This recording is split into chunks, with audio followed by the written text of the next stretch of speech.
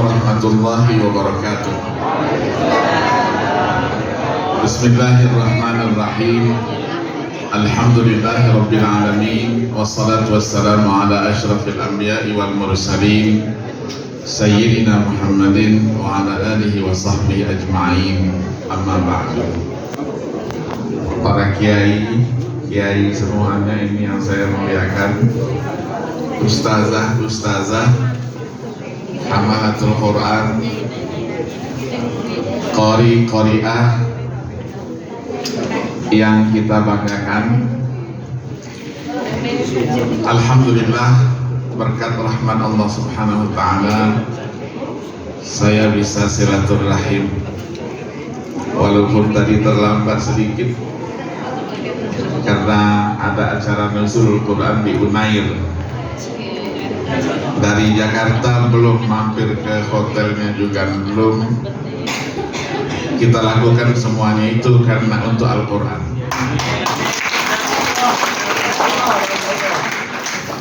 Salawat dan salam tidak lupa kita sanjungkan kepada baginda Rasulullah sallallahu alaihi wasallam, seluruh keluarga, sahabat dan pengikutnya sekalian. Berbicara Al-Quran berarti saya berbicara di tengah-tengah Ahlul Quran ini. Ahlul Quran tadi sudah disebutkan Ahlullah wa khassatuh. Ketika Nabi ditanya dan telah menyampaikan terlebih dahulu kepada sahabat, lillahi ahlun di dunia. Sahabat terus bertanya, Alhamdulillah ya ahlun ya Rasulullah di dunia. Qala na'am. Mereka terus bertanya, man haulai ya Rasulullah. Rasulullah terus menjawab, haulai alladziina yaqra'una al-Qur'ana fid dunya. Man akramahum faqad akramahumullah wa man ahanahum faqad ahanahumullah. Itulah orang-orang yang membaca Al-Quran di dunia. Siapa yang memuliakan mereka, maka Allah juga akan muliakan. Siapa yang menghina mereka, maka Allah juga akan hinakan.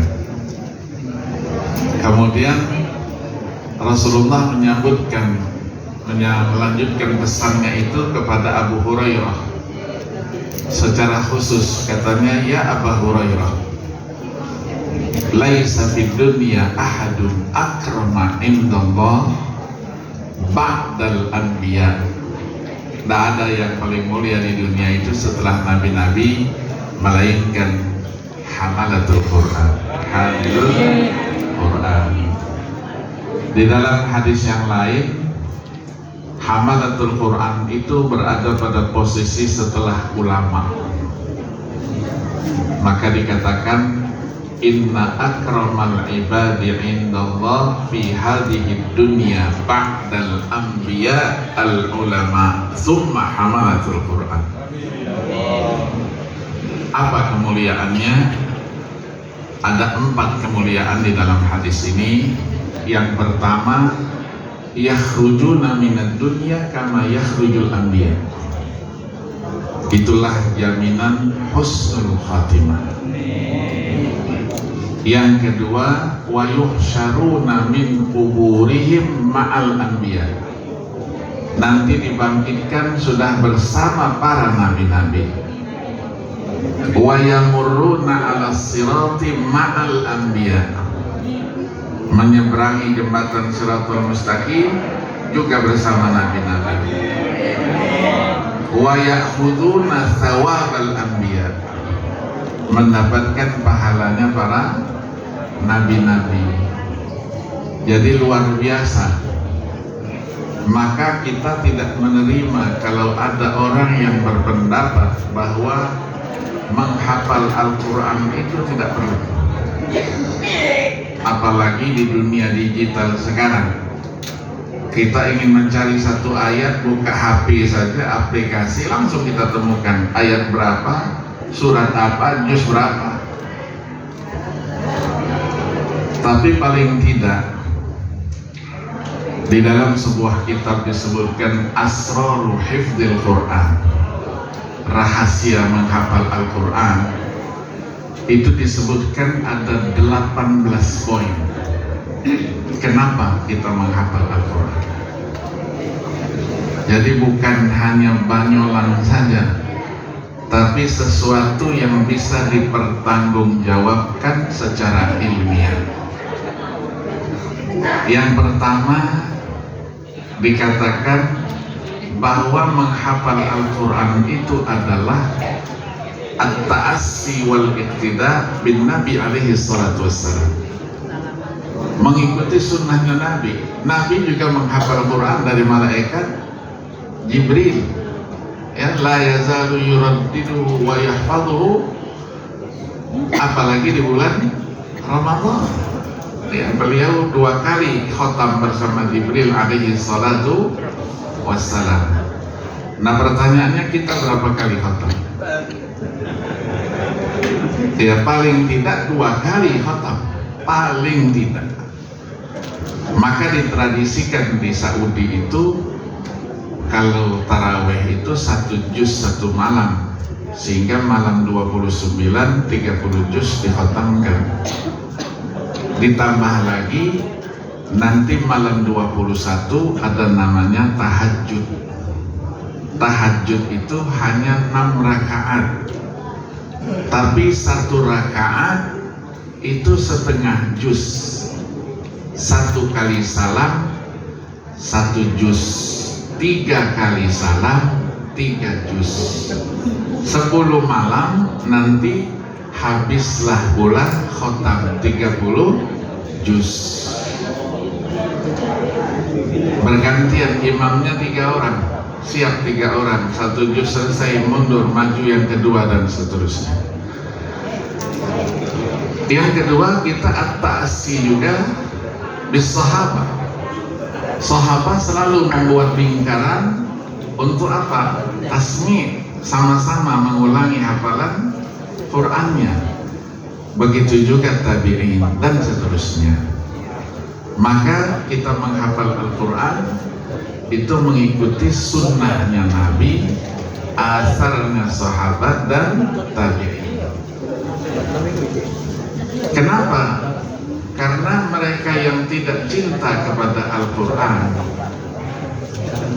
menggambarkan tidak mungkin hafal Al-Quran, apalagi hafal hadis.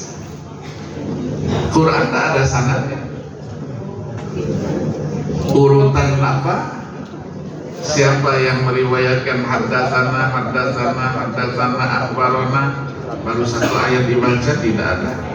Hadis harus ada itu, tanpa itu bukan namanya hadis. Karena hadis itu terdiri dari sanad dan matan. Maka Sayyidina Umar mengingatkan kita kepada kelompok-kelompok yang liberal seperti itu, yang disebut dengan ashabar ra'i. Diingatkan oleh beliau, iyyakum wa ashabar ra'i fa innahum a'da'us sunan. Musuhnya sunnah. Kenapa musuhnya sunnah? Dikatakan a'yathumul ahaditsu ayyahfaduha wa tafallatat fihim ayyauha. Menghafalnya sulit, memeliharanya lebih sulit lagi. Maka mereka dalam posisi wastahyau hina su'ilu ayyaqulu la na'lam. Malu kalau mengatakan ketika ditanya tidak tahu. Fa'aftau birra'i fadallu wa adallu. Itulah peringatan. Maka kita yakini dengan menghafalkan Al-Quran, ya, kita jaga terus hafalannya, paling tidak ya 4 poin yang utama itu, yang hafal Quran itu pasti lebih unggul ya. Kalau dalam bahasa Arabnya disebut dengan quwwatul dzakirah, cerdas, ya, cerdas. IQ-nya lebih dari yang lainnya. Buktinya akhir nih. di PTIQ ya. Di PTIQ paling pintar itu.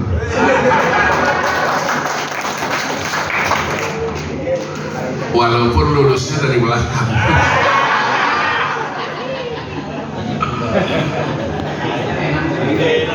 Yang kedua, paling tidak itu ada malakah al-arabiyah. Dia punya kemampuan untuk berbahasa Arab. Kenapa tidak setiap hari dia baca Quran? Al-Quran bahasa Arab, maka tuturnya, lahjahnya, dialeknya pasti dia Arabi, walaupun bukan orang Arab. Ya, maka kita bersyukur Indonesia ini termasuk bangsa yang apa? Yang lidahnya itu mudah dibentuk. Walaupun ada suku-suku di Indonesia ini yang kental dia dengan huruf-huruf tertentu. Ya, orang Jawa dalnya misalnya dah gitu kan,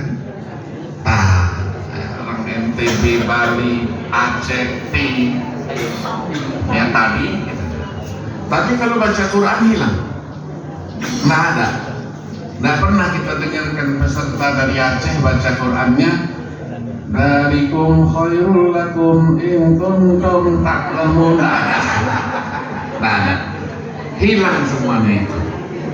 Ya, itulah maka kita diakui di dunia internasional itu.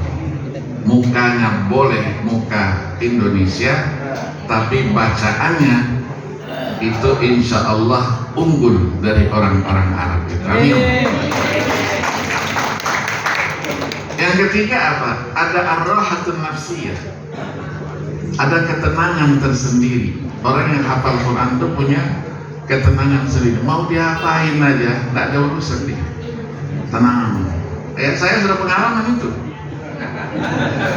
Ya, pengalaman saya dituduh macam-macam. Tenang aja. Ya, tenang saja saya.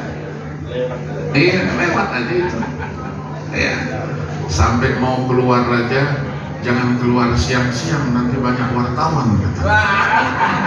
Keluarnya malam-malam saja. Sudah mau keluar coba. Macam-macam diusahakan supaya menghalang-halangi saya. Kenapa? Kita terima saja. Bahkan saya bisa mengislamkan 62 orang yang pakai tato-tato ya, yang jago ya, preman-preman. Premannya macam-macam. Ya, kita gauli dia, kita ajak bicara di masjid, kita ajak diskusi, ajak ini. Akhirnya yang dari Katolik, Protestan, yang mana masuk Islam. Saya mau masuk Islam, Ustaz. Oke. Saya tanya, mau disunat enggak ini? Iya. Jangan takut, sunat apa sekarang sudah ada bius, sudah apa gitu. Ya, maka kita datangkan dokter spesialisnya, kita kasih baju pokoknya, sarungnya, kopiannya, dan mereka orang canggih-canggih. Mau jago yang mana? Jago main telepon, yang ngambil HP, maling HP, jago. Itu di situ sendiri. Dia bilang sama saya, itu bapak itu kan anak itu kan sedang pakai HP itu. Bapak mau HP-nya itu? Jangan, saya bilang. Enggak, saya mau buktikan bahwa saya bisa gitu. Betul itu, ya, betul. Dia bisa ambil gitu. Apalagi yang rumah-rumah kosong, masya Allah.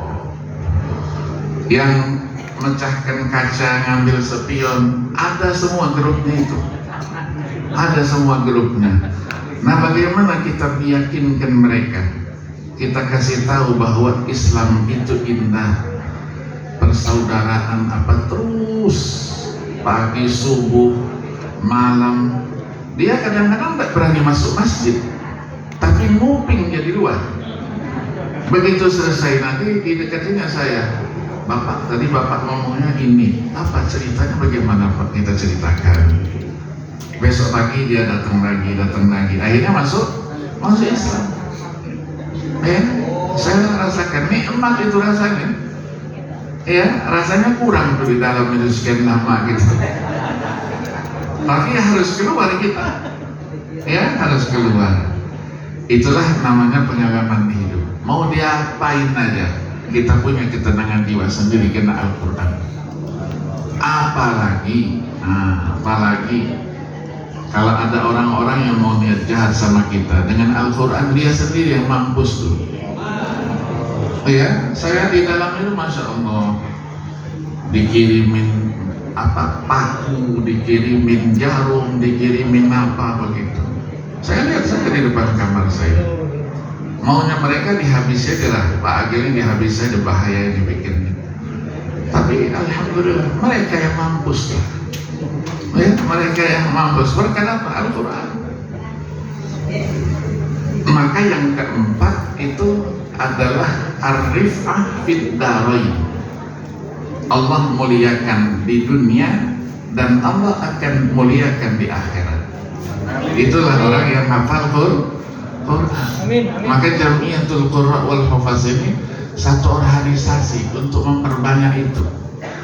Ya, kita bangga sekarang. Maka di dalam buku Asrar Hifdzul Quran itu disebutkan Hifdzul Quran muyassarun linnasi kullihim, mudah untuk semua orang. Tidak ada yang namanya az-zakat, as-sihah, ya, karena dia cerdas, karena dia sehat. Terbukti sekarang yang idiot pun hafal Quran.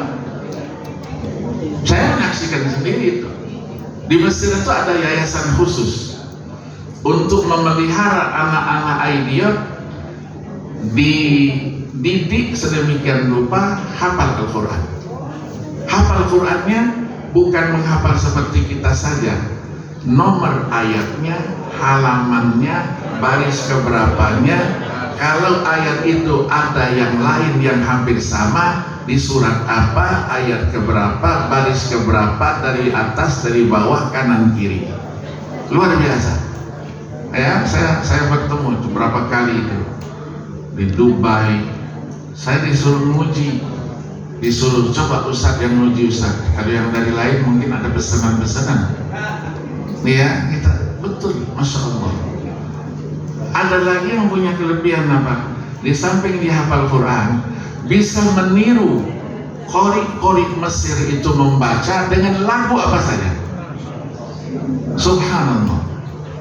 Ya, padahal mereka masih muda-muda, umurnya 25 tahun, 30 tahun, tapi sudah punya kemampuan seperti itu. Maka tidak jarang ulama hamalatul Quran itu yang cacat netra.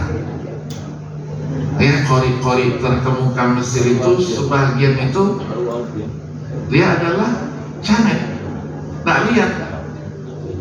Muhammad Rif'at tak lihat. Abdul Aziz Hassan tak lihat. Ya, di yang hafal Quran juga. Di Saudi berapa banyak yang hafal Quran yang tidak lihat dia. Zaki Daristani, siapa itu saya kenal itu. Nggak lihat dia, tapi hafal Quran 30 juz, malah hafalannya lebih bagus dari kita. Ya, luar biasa itu. Nah, di dunia Allah muliakan yang membaca Al-Quran ini. Kalau ada yang ingin menghina kita, insya Allah nggak mampu mereka. Allah sudah jamin itu. Ya, Allah sudah jamin itu. Ya, jadi itu sudah saya rasakan, bukan cerita orang. Ya, cerita orang. Iya, itulah namanya pembunuhan karakter. Ya, pembunuhan karakter. Kita masih sehat, yang usaha kita semuanya inna lillahi wa inna ilaihi raji'un. Semuanya mati. Semuanya mati. Ya, dari siapa?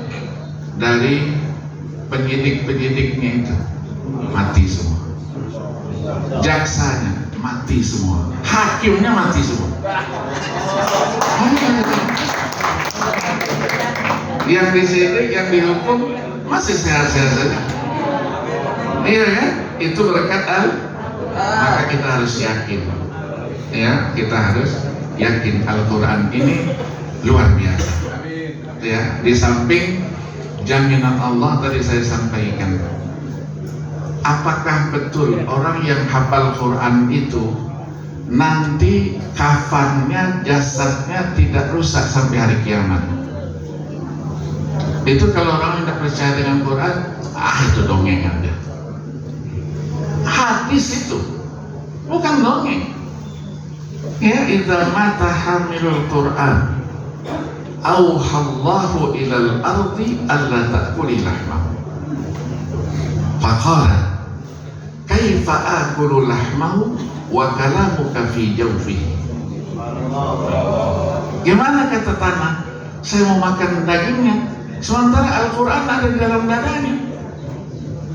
Ya, ini terbukti ketika saya di Makkah dulu sama Mas Helmi ini. Saya di Darul Ulum kebetulan ngajar 4 tahun, megang tahfidz Quran. Saya diceritain sama Syekh Yasin Barahimi, waktu itu kepala madrasahnya. Dia ceritakan di Mekah itu ada Syekh Siraj Garut ya. Syekh Siraj Garut, qari dan hafiz di Idza'atul Quran Al-Karim itu. Meninggal sudah sekian tahun.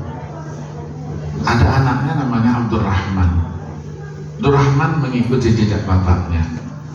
Saya sih cerita, ketika Abdurrahman ini sakit, dia pesan, wasiatlah kalau saya meninggal nanti, tolong saya dimakamkan di atas ayah saya. Nggak tahu berapa bulan meninggal betul. Di Maklah itu, ya ada tanda-tanda. Kalau orang-orang Indonesia kan dibuat tanda-tanda itu. Kuburan di Mekah itu 3 lantai, dimasukkan bawah, tutup, nanti ada lagi lantai 2, tutup, ada lagi lantai 3, itu yang di atas. Saya sering masuk ke dalam itu, tapi bukan mati, bukan. Iya, masuk beberapa ulama-ulama, Syekh Abdullah Yasin, karena dia tidak punya anak laki-laki yang ini, saya yang masuk ke dalam itu. 3 lantai. Nah, begitu dibuka ketika untuk dimakamkan si anak, ayahnya di bawahnya itu sudah sekian tahun, jasadnya masih utuh, kafannya tidak rusak. Ya, subhanallah. Ya, oke lah, itu yang di sana itu. Saya ceritakan apa yang terjadi di daerah kelahiran saya, Palembang, 2019 yang lalu. 2019 biasa ya, anak-anak yang tahfiz itu keliling habis tarawih ke musola masjid untuk apa? Khotaman Al-Quran. 12 orang, 14 orang. Ada keponakan saya Umar Al-Munawar itu punya yayasan juga, pergi nyebrang Sungai Musi itu, pergi malam 19 untuk khotaman. Kebetulan di kampung saya, kampung Al-Munawar, ada musola di situ. Sudah selesai jam 11.30 selesai. Mau pulang kan pakai perahu yang kecil yang ada mesinnya itu, getek kalau orang Palembang bilang, apa namanya? Ombong. Itu kecil, dinaiki 18 orang. Karena tidak ada lain, bantu-bantu jadi tidak ada, orang sudah tidur semua malam. Di tengah-tengah Sungai Musi itu bocor airnya. Kata Umar, jangan ada yang lompat, pegang saja ini. Jadi tolong tak ada yang lompat. Nggak tahunya 3 orang pakai gamis lompat hilang di tengah-tengah Sungai Musi itu saya ingat betul tahun 75, saya masih kecil ya, sebelum saya ikut musabaqah tingkat remaja. Dan itu ada kapal malam Jumat, saya lihat betul jam-jam setengah 12 miring tenggelam. Nah kapal itu sampai sekarang dipotong-potong, diambil besinya, tapi masih banyak di dalam itu. Itulah yang membuat pusaran.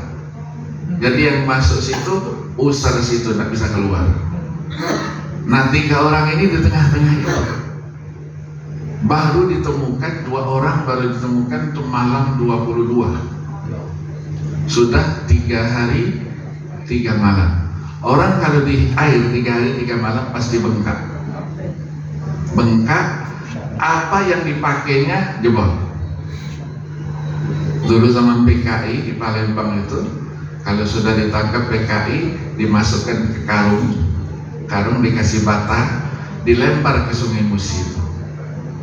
Nanti sekian hari, karung itu jebol, tinggal badannya saja yang muncul, kembung besar.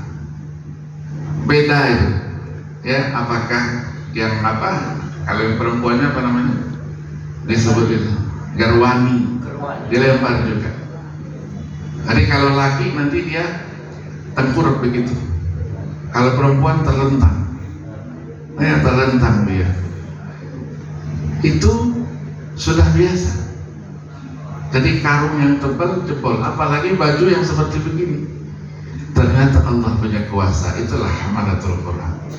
Ada 1 orang yang baru ditemukan belakang dia, malam 23 malam 24 malam. Namanya Al-Fishar. Namanya Daza, anak seorang, kalau kita semata wayang, seorang diri, tidak punya saudara. Bapaknya dosen di Universitas Muhammadiyah. Anak ini mau dikirim September, mau dikirim ke Jakarta, dikasih beasiswa untuk masuk ke PTIQ. Begitu ditemukan, jauh berapa kilo ditemukan, masih dalam posisi utuh. Allah buktikan, jangankan dikubur, masih sebelum dikubur saja masih utuh. Baju gamisnya tidak ada yang sobek sedikit pun. Tangan, dia biasa pegang Quran kecil itu, dipegangnya Quran, masih dipegang Quran itu ditaruh sebelah sini. Itu Allah buktikan. Ketika dimakamkan malam 24 malam, saya di Palembang, begitu dimasukkan mau di pemakaman malam hari terciumkan bau yang luar biasa, harum luar biasa. Orang, siapa ini, ada yang bawa bakhur ya? Apa yang bawa bakhur? Kalau ngantar orang meninggal. Mereka tanya sama saya, Ustaz, ada apa ini Ustaz?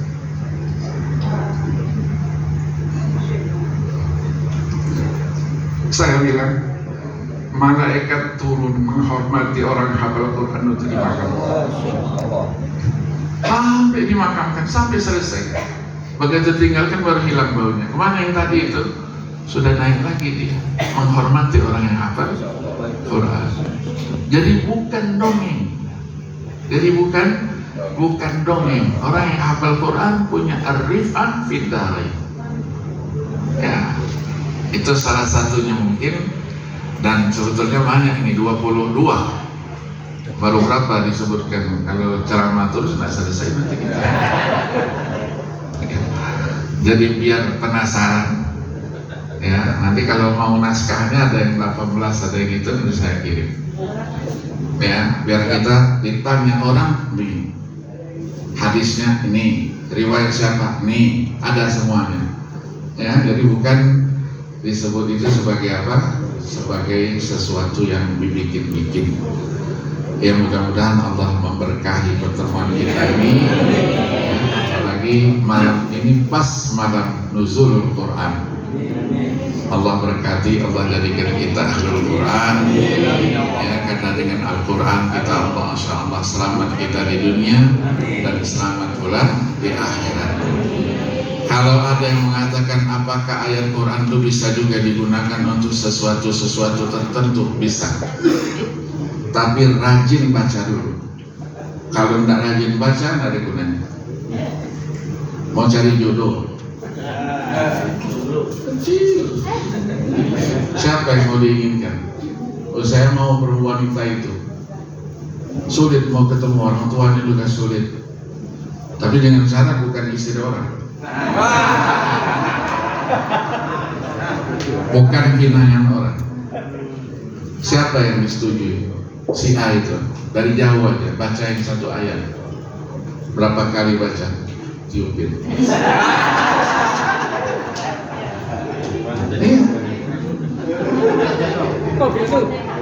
Supaya tidak lihat, orang tidak lihat kita lewat begitu saja. Kalau ke zaman Nabi kan surah Yasin dulu kan, Yasin. Ini lain bukan surat Yasin. Saya diajarin sama ada ulama. Kita sekolah dulu, ingat gak kita kalau pulang liburan itu harus ada screening P4 ya di gedung Pancasila itu. Iya, iya kan? Iya. Pagi jam 8 sampai jam 10 malam. Nah, saya sudah punya sertifikat P4. Oh iya, Pancasilais lah gitu kan. Iya. Anak-anak, Ustaz harus begitu. Saya bilang, terima kasih. Saya dari 3 hari duduk dengerin ceramah-ceramah begitu, lebih baik saya pulang ke rumah saya ke Palembang, bertemu dengan orang tua saya, keluarga saya. Nanti tak bisa pulang kalau tidak ada surat itu. Iya, nanti kita lihat lah. Begitu kita mau pulang dulu masih di Halim ya, Halim Perdana Kusuma. Anak-anak sudah kumpul semua, kita rombongan. Begitu saya masuk, nah ini dia Pak Agil nih katanya. Nggak bisa pulang, suratnya nggak ada. Oh begitu, nggak apa-apa, makasih. Sudah menjelang mau boarding, ya boarding. Saya terus bilang sama anak-anak, dengerin nih. Nanti kalau petugas imigrasinya keluar, saya nomor 1. Wah, berani banget nih Pak. Saya nomor 1. Ya dengerin ya, dengerin. Nggak tahu ya kita punya Quran. Bacain satu ayat 100 kali. Begitu dia keluar, jangan begitu dia gitu jangan. Ketahuan kan, jampi. Dia keluar dari jauh, saya begini. Duduk dia. Mana paspornya? Corok. Pak, nggak perlu surat Pak, nggak perlu, jalan. Tuh, ya tuh, yang di belakang. Mulai dia tanya, ini apa ayatnya ini pasti. Begitu juga kalau pulang ke rumah bawa keluarga. Saya dulu sebetulnya di Mekah itu berkeluarga. Dapat dokter, dapat 4 orang anak saya. Kalau liburan itu kita bawa anak. Barang kita kan banyak. Kalau barang masuk, diperiksa lagi biaya cukai, mengembalikannya harus setengah mati. Begitu masuk di X-ray itu, siapa yang jaga itu tiupin aja satu-satu. Yang belakang saya, karena dia tak punya ilmu ya kan, buka. Lepas itu kan tak dibuka. Ya enggak, itu bapak yang buka. Itu kehebatan tapi Al-Quran diturunkan bukan untuk itu. Bungkam orang, jangan ngomong. Ya Allah, saya di pengadilan, saksi saya ngomongnya macam-macam, nuduh saya ini. Padahal saya tak ada apa-apa, 1 rupiah pun nggak ada yang uang saya makan. Dituduh, oh ini kurang ajar nih satu ini. Sudah, gunakan Al-Quran. Itulah gunanya al-huruful muqatta'ah. 1, rasain. Kita sudah pergi keluar semua. Dia sendiri di mana di kursi itu nggak bisa bergerak. Ketika ditanya, bagaimana? Pegangan, bungkem dia. Hebat Al-Quran. Tapi diturunkan bukan untuk itu. Jadi kalau mau konsultasi ayatnya apa, ya, itu saya tahu rumahnya bos. Rumah itu saya tahu. Kalau rumah boleh saja, syaratnya. Kopi. Syaratnya itu maharnya itu 70 ekor ayam hitam. Iya. Iya. Artinya apa? Artinya Al-Quran segala-galanya. Solusinya apa? Ada semuanya. Maka saya ketika belajar Ar-Risalah dari Imam Syafi'i itu di Baqarah yang ke-55 itu beliau katakan falaisat tanzilu manzilah bi ahadim min ahli hadhil millah illa wa fi kitabillah as-sabil ala huda fiha. Itu Imam Syafi'i ngomong, semua permasalahan umat apapun solusinya ada dalam Al-Quran. Tapi kita harus baca. Ya, kalau tidak dekat dengan Al-Quran jangan macam-macam. Apapun yang dibaca, niatnya apa, insya Allah tidak akan berhasil. Orang dekat juga enggak, kata Al-Quran. Mau dipakai macam-macam, enggak ada. Iya kan? Iya. Maka kita bersyukur kita dijadikan ahlul Quran. Ya, setiap saat kita baca Al-Quran.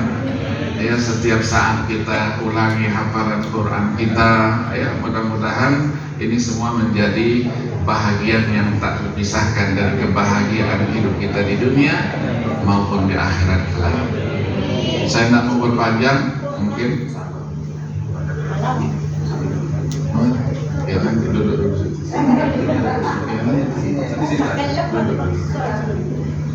Ini main todong aja.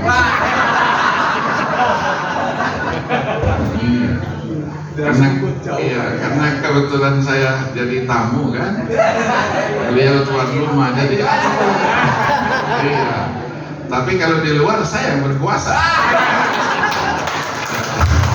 Beliau kan murid saya, iya. Kalau murid jangan berani-berani sama guru ya.